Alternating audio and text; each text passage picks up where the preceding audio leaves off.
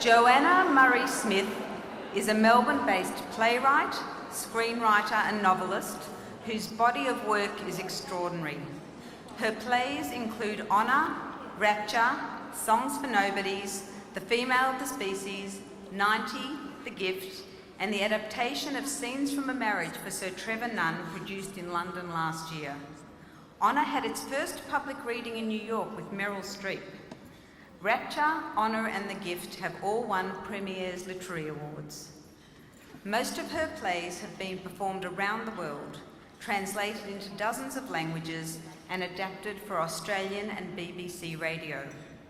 Several of her plays have appeared on Broadway, at the Royal National Theatre and on the West End, including Honour, The Female of the Species, nominated for an Olivier Award for Best New Comedy, and Bombshells.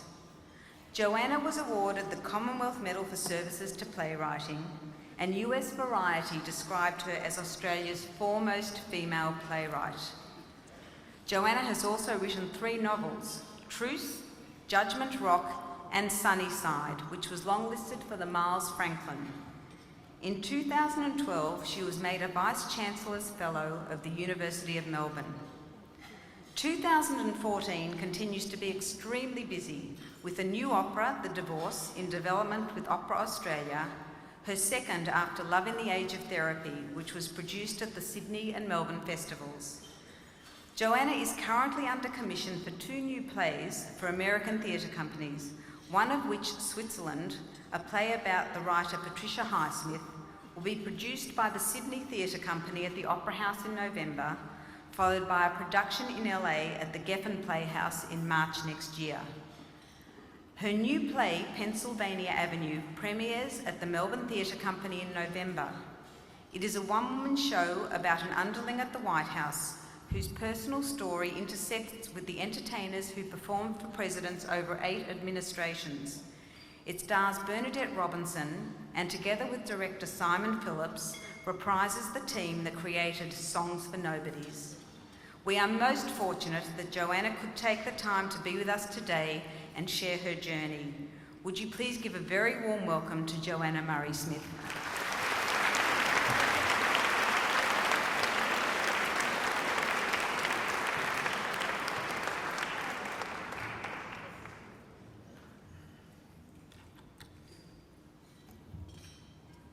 I borrowed a very expensive watch from someone at my table and I'm very nervous. I'm nervous I might get too attached to it. As she approached that familiar grey edifice, she stopped for a moment. A vivid image sprang up, her hand in her mother's, her outfit selected for coming to town. A red velour jumper from George's, and navy start-right patent leather shoes, often and thrillingly cited as the shoes the Queen's own children wore. Her mother leads her in and she takes in the crisscross down and up escalators that were so symmetrically charming. Somehow those escalators in the foyer defined adult world to her, how they led up to a mysterious other world of art, great art that made her loud mother speak in hushed tones. They would stand in front of rough weather at Etretat and speak of the Bass Strait Island they went to in summer, where wild waves like Monet's would swallow their feet. Banishing her mother from her memory was a crowd of women expertly blow-dried and dressed the way women dress to impress other women. In the distance, Joan Clemenger was looking elegantly spry as always, while gallery staff looked anxiously at their watches, mentally checking the memorised running order and observing once again how pointless it was against the sheer tidal force of 500 ladies lunching. With trays aloft, uniformed waiters circulated, steeling themselves against indecorously grasped sparkling wine and over-optimistic glasses of sparkling water. There was the buzz of animated, intelligent chit-chat, film festivals, art events, restaurants, books, children, somehow at odds with the permanence of the permanent collection above them, images that would still be on the walls when the children being spoken of were in nursing homes. A Prada bag is admired, someone mentions that boys lack focus, the blow-by-blow schedule of a trip to Bilbao, and that every Italian menu is the same. She stood there for a moment, taking in the lectern and the microphone and the giant screens that screamed the anticipation of something. She was the something. Somehow, along the way, she had accidentally become something. Now, seated at her table, she could see that the good-natured Caroline Daniel, who was no doubt wondering if Joanna was enough of a something to satisfy an intelligent audience of gallery supporters who nevertheless were not averse to texting mid-speech if the talent wasn't up to scratch. The problem with creative types was that even though they demurred at flattery, they always went overtime when talking about themselves. So you see, everything is fodder for the writer. Every detail, every moment, every word is stored and filed by the psychological kleptomaniac that every writer is. Noticing things is what we do, in symbiotic embrace with curiosity. The haphazard archive of human behaviour is our natural resource. We mine it endlessly, it replenishes endlessly. I often say to writing students that if their problem is discipline, they're not a writer. Writers have to write. But I might equally say, if you don't notice things, if the infinite prosaic detail of where you are and what you see and hear doesn't engage you, you're not a writer. We are obsessive librarians, constantly filing away the things we notice in the archive. So be nice to me, you're my source material. Rilke said brilliantly, if your everyday life seems poor, don't blame it. Blame yourself. Admit to yourself that you're not enough of a poet to call forth its riches. Because for the Creator, there is no poverty and no poor indifferent place.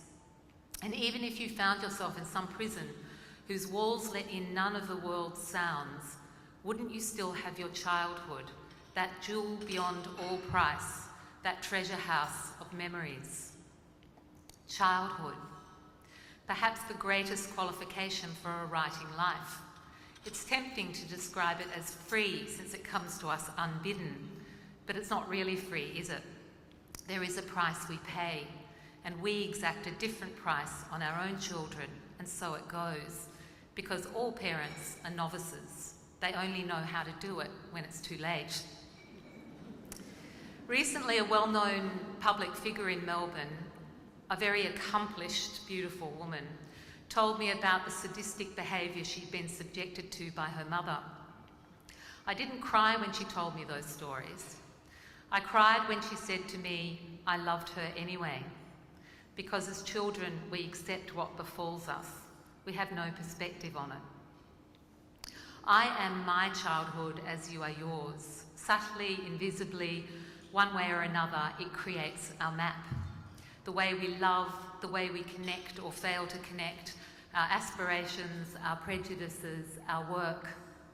We can and do fight it, repress it, address it, rebel against it, but I don't think we quite ever undo it. We think we make choices, but free will jostles with the psychological arrows of our past. It was in childhood that everything became, if not fixed, then at least planted for me. This is a thought I try very hard to repress in my own mothering. Please God, I egocentrically pray, don't let me ruin them. And then I wonder if I do, in fact, carry that power. I had an opening night not too long ago where I was attempting to feed my kids before going off to, opening night is the worst night of all nights. And my kids were squabbling, and I lost it after telling them to pipe down, 100 times. And I whacked my son's plate of pasta down on the marble table, and it shot off the table, went through the front window of the house and landed on the footpath. And that night my little girl went to sleep at somebody else's place, and she told everybody.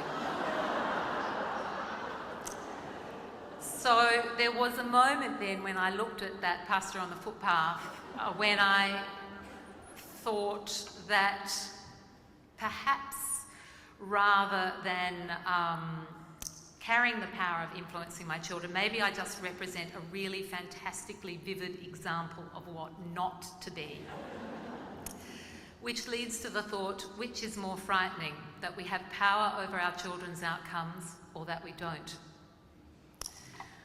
I'm the daughter of communist intellectuals who were forced to savagely undo their entire ideological identity when Russia invaded Hungary in 1956, and they realised the extent of both Stalin's atrocities and their own willful blindness. My mother, ravishing and popular at university, longed to dance, but she couldn't dance because it was considered too bourgeois by the party. They spent 4 years in Europe after the war, where my father worked for a communist news agency.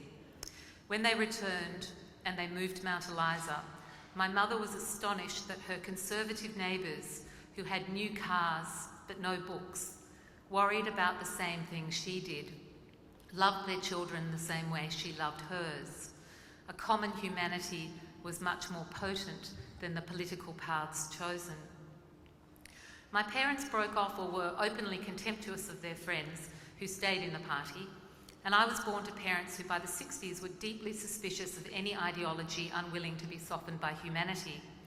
They stayed on the left, broadly speaking, but they remained ardent sceptics of any hardline point of view, regardless of whether it was hardline feminism, environmentalism, or any other ism. Indeed, they reserved their harshest criticism for the extreme left, who they believed should know better. They became instead missionaries for the imagination, and every day, one way or another, an Australian writer would be quoted, read aloud, or published in my father's literary magazine, Overland. Almost every room of our house had, I think every room other than the bathrooms and the kitchen, had floor-to-ceiling bookshelves amounting to around 30 or 40,000 books. And the house was always full of artists and writers drinking and talking. My brother and sister, a decade older than me, remember the excitement of Sunday mornings and the thrill of discovering who had slept on the living room floor overnight. When at 8 or 9 I said to my parents that I'd be a writer, they said, good. And from that moment on, it was considered not only a noble ambition, but inevitable. There was no, you need something to fall back on, but rather an absolute faith that I would pull it off.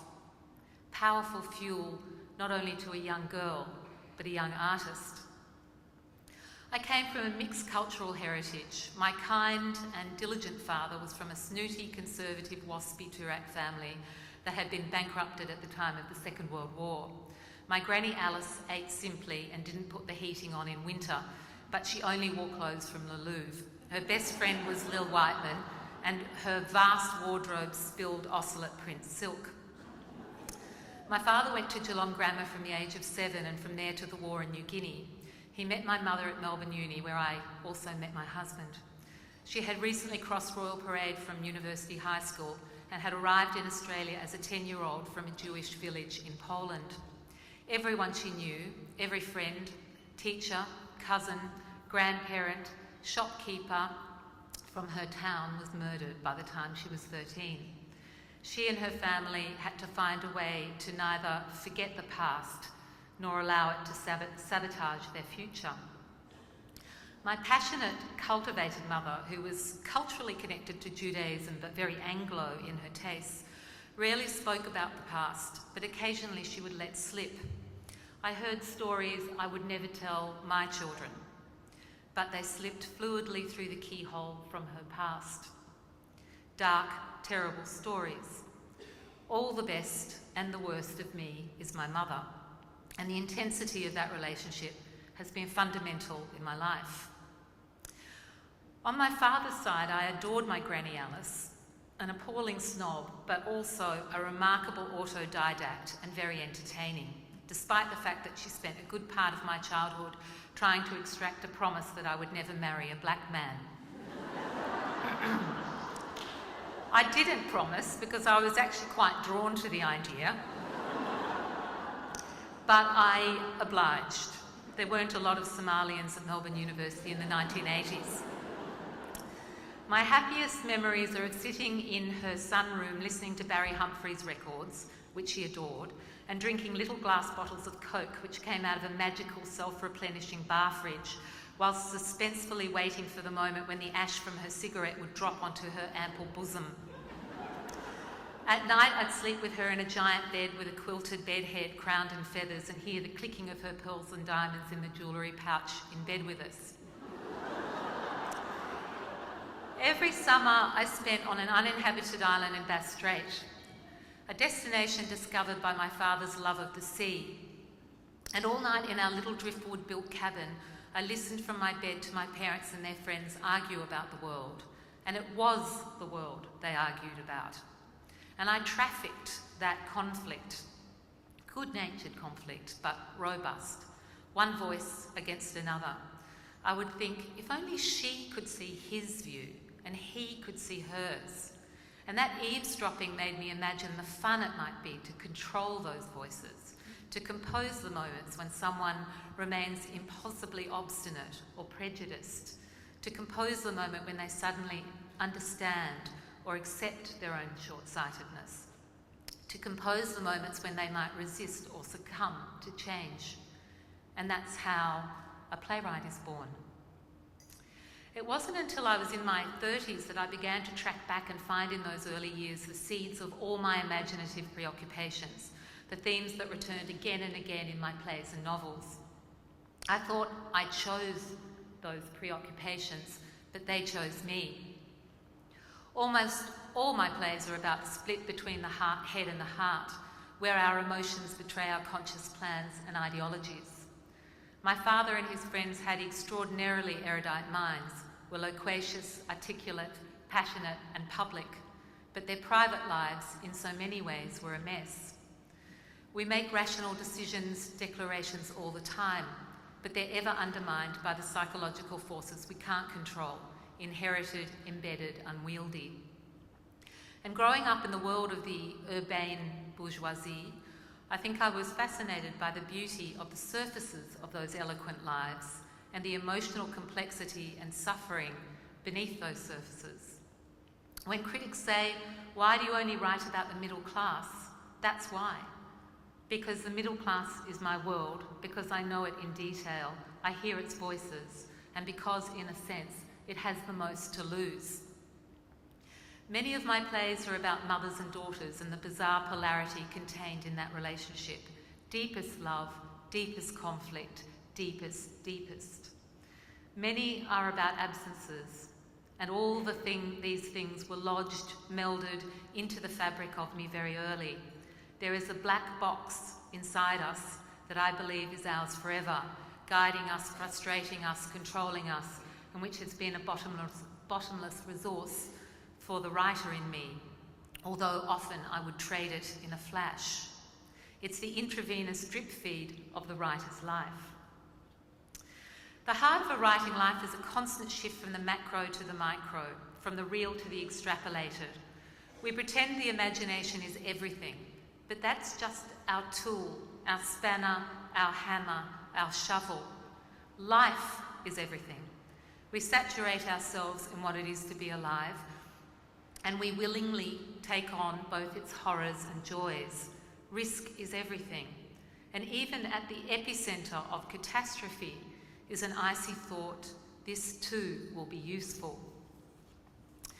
At the beginning of a play or novel, or indeed an opera, a sculpture, a piece of video art, a dance choreography, a comic monologue, a poem, there is no way of knowing if you will succeed and no certainty about how you judge that.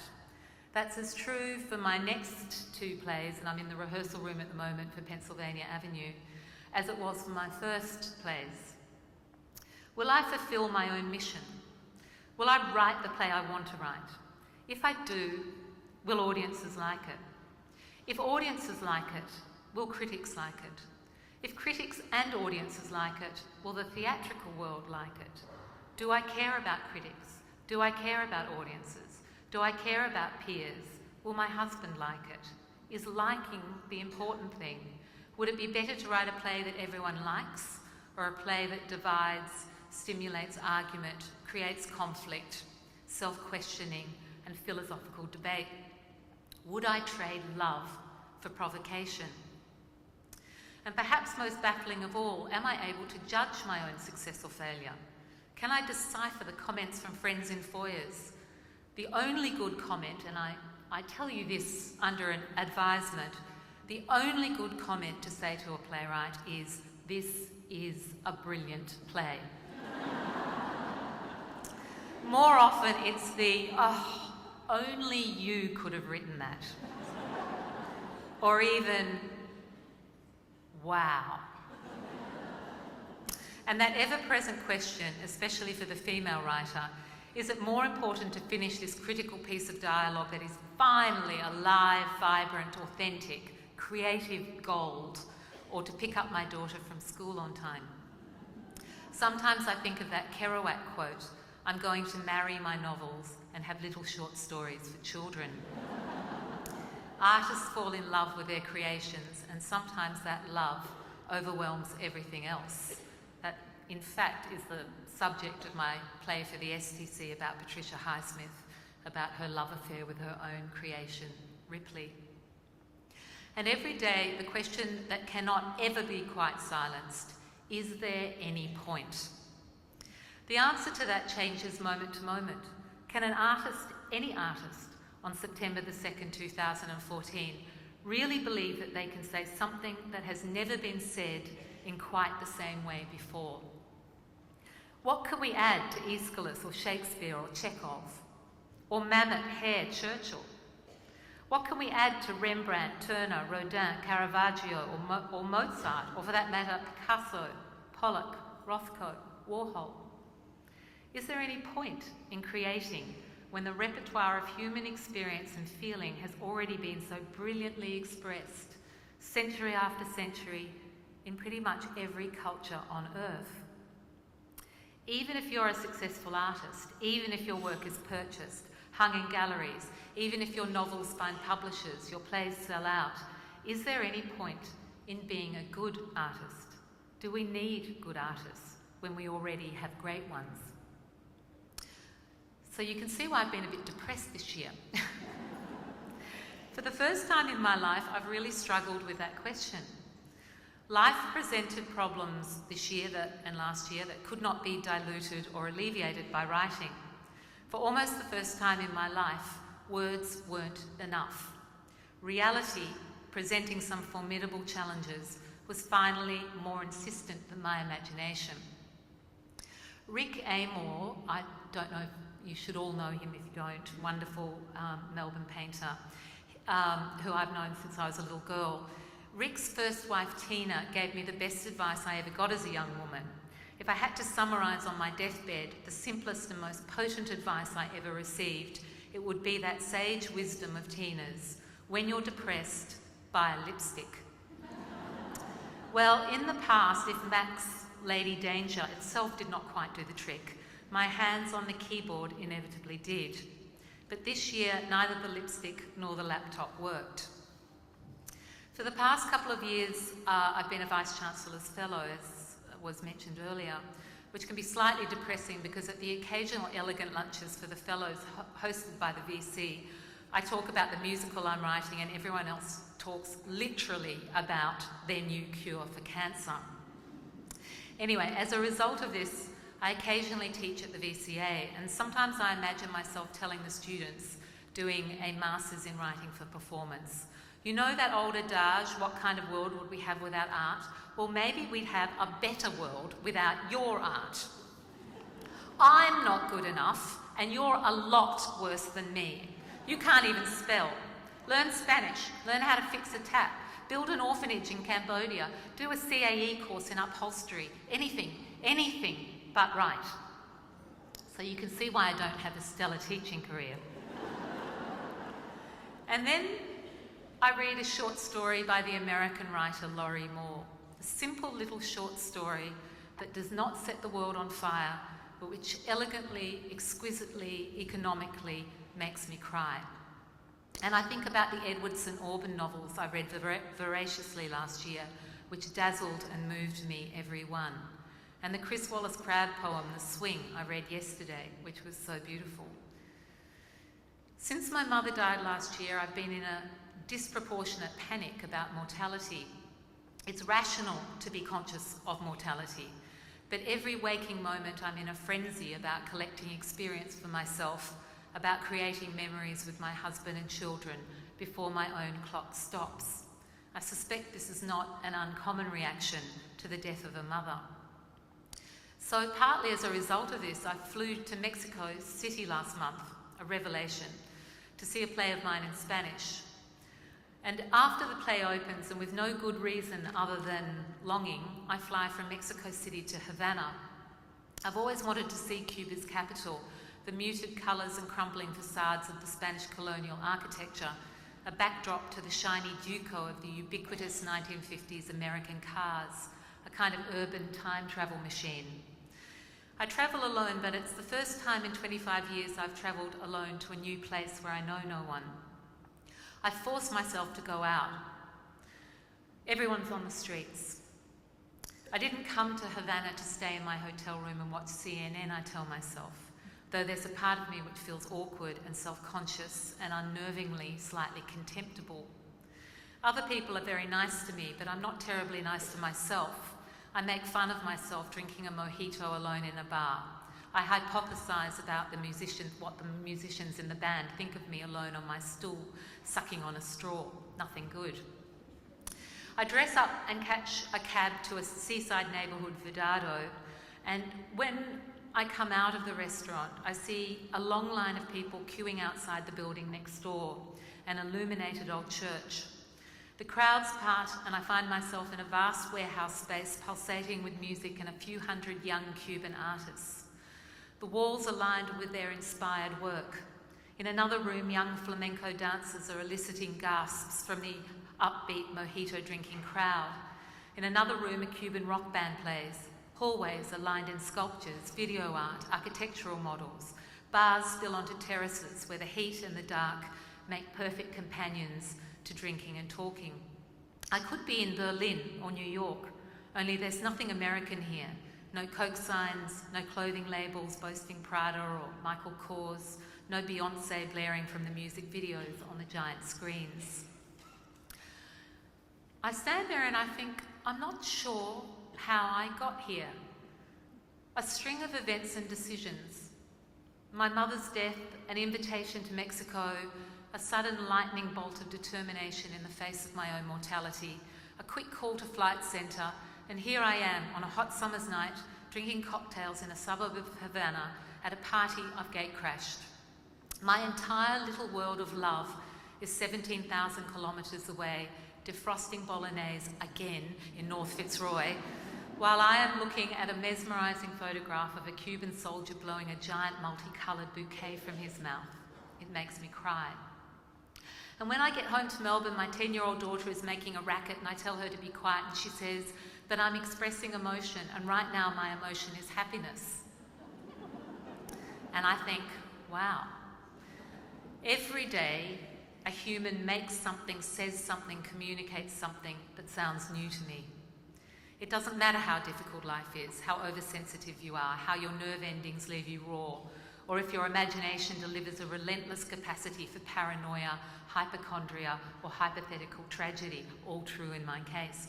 The fact is that inspiration is everywhere if you find life captivating. Artists are people who need to rearrange experience, and whether we're good at it or not, it can't be avoided. And in every generation, every culture, every corner, are people, a ravenous audience, it seems, who wants to have experience rearranged for it by people who see things slightly askew, who bring their own autobiography willingly or unwillingly into the equation, who ask questions the audience may not know to ask or be brave enough to ask, who appreciate that someone in their own place and time will risk everything to express something in the face of failure, in the face of grief, sometimes poverty, because to risk is, for some of us, what it is to live. I'm an artist, and those students at the VCA are too. Good, bad, indifferent, right-wing, left-wing, apolitical, traditional, feminist, anti-feminist, economical, overwritten, upper self, diffident, a fake, a phony, the real deal, middle class, repetitive, main stage, hugely successful, not to my taste, boring, all of it.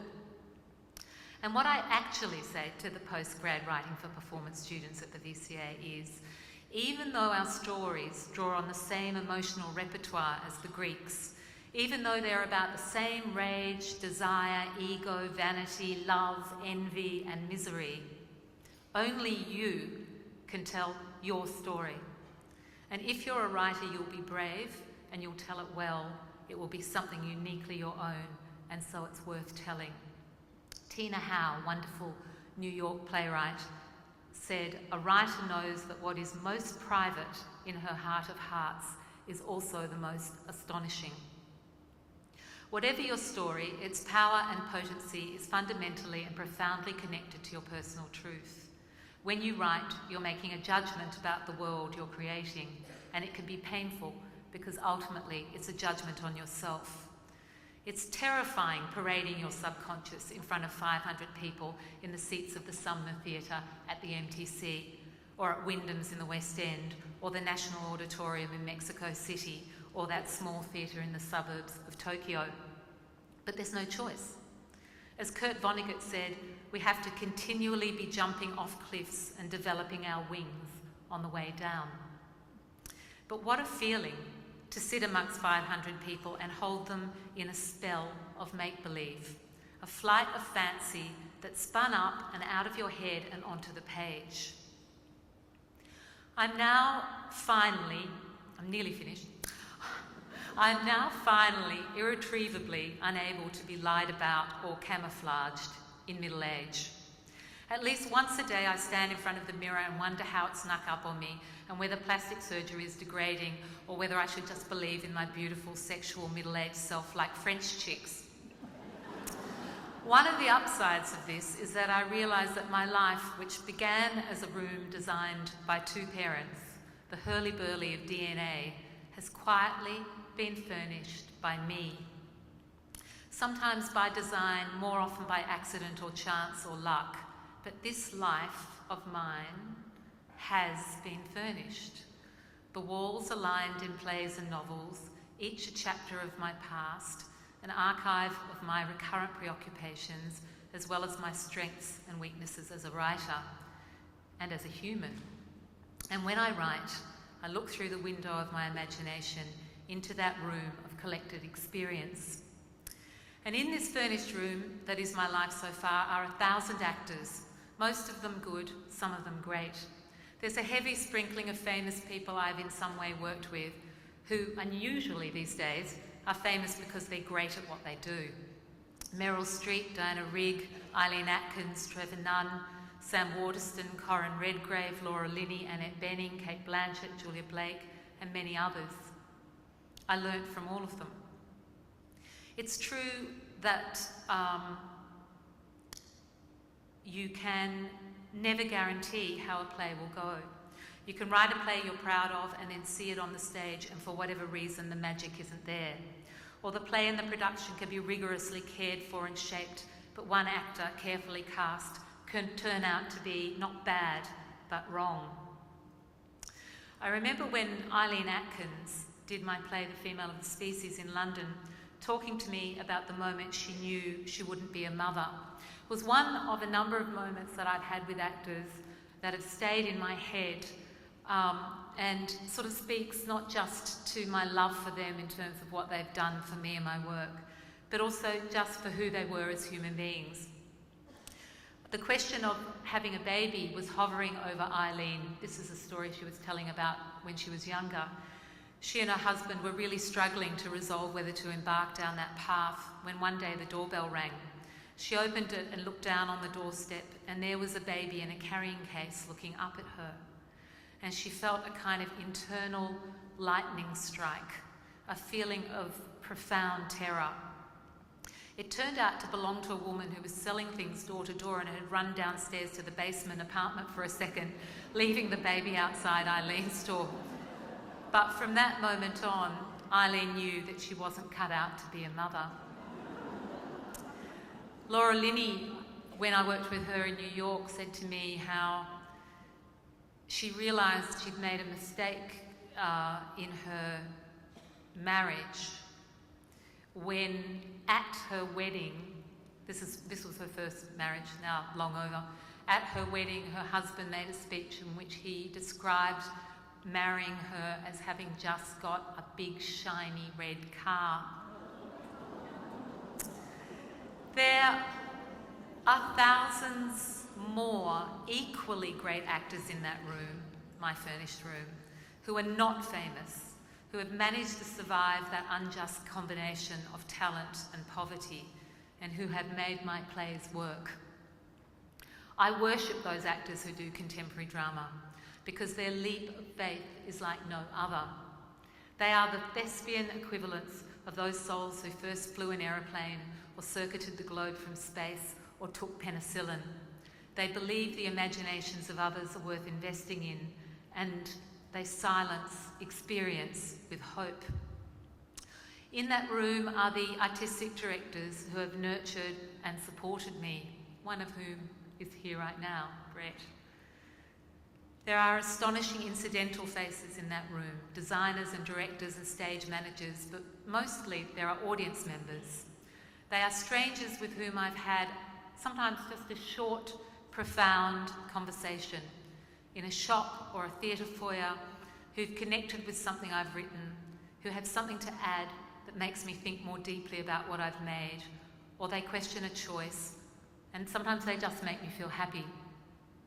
There's the elderly woman at the opening night after party for The Gift in LA, a play about a couple who don't like being parents and want to give their 4-year-old away, who gently pulls me aside and tells me that she never wanted to be a mother, and every day of her life felt that she was no good at it and hated it, and for the first time ever watching the play, she felt understood. And she told me that, and by her side was her son, who looked normal. And there's the 90-year-old man who came to my play, 90, in Geelong, who had never been to a play before and cried because that play brought back memories of the child he'd had that died at birth. And those spurned women in big fur coats who hugged me after seeing Honor on Broadway. And the sight of my mother chatting to Richard Gere, and at 83 flirting with Warren Beatty as if she might have been a contender. Einstein described the imagination as a preview of coming attractions. And in those moments, I have a tiny flicker of wonder that all of these furnishings began as nothing more than a half a thought at 6 o'clock one morning when I was lying in bed. A tiny little flicker of an idea which grew and grew and grew, and for no better reason than that it was strangely real to me. I made something out of nothing. In one shadowy corner of that room are a few critics who made me want to kill myself. And in another corner are a few psychiatrists who talked me out of it. And right in the middle is a husband who oftentimes dealt with boring things so that I could be exhilarated, and who put his own captivating work life aside. A husband who was happiest for my triumphs and saddest for my pain. And the 3 astonishing children we made are in that room. Those children are in that room at every age, the 3-year-old Sam and the 7-year-old Sam and the 10, 15, now 19-year-old baby who taught me how to be a better mother to the other 2. 3 children who trebled my capacity for fear, pain and love, which incidentally made the writing better. So I want to say thank you to Caroline, first of all, for inviting me to speak, and to Tony, of course, and to all of you for listening, because you are now in that room too.